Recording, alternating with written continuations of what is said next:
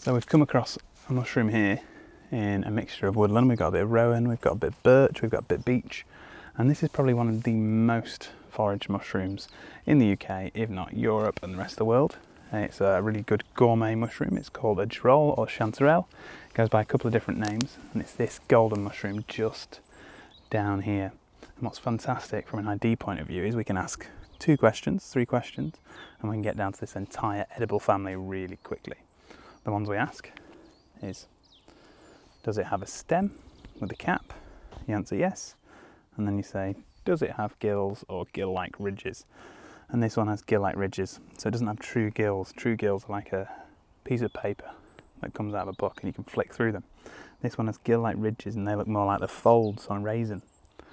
And then just here, around the stem, these gill-like ridges run all the way from the edge down the stem.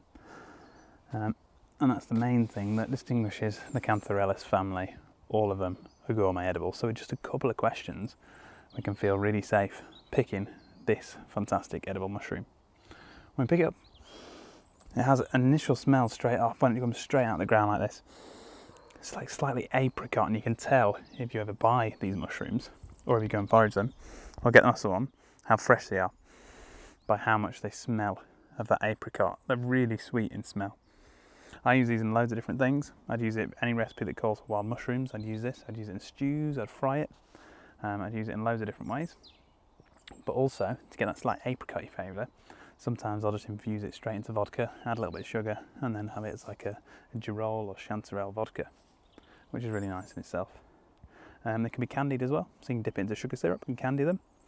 But usually they don't make it that far. Usually they get chopped up straight away, fried off whilst they're out in the woods, and then consumed straight like that. The one thing we need to be wary of when we're picking this one is there's a mushroom called a false Chanterelle. There's always one, isn't there? Just try and confuse us. So a false Chanterelle does superficially look similar to this. However, it does have doesn't have these ridged gills that this one has. It has a couple of different things. So it's darker in orange to start with. This one's like a golden orange. And then if you just press the centre on a false Chanterelle, it's really spongy.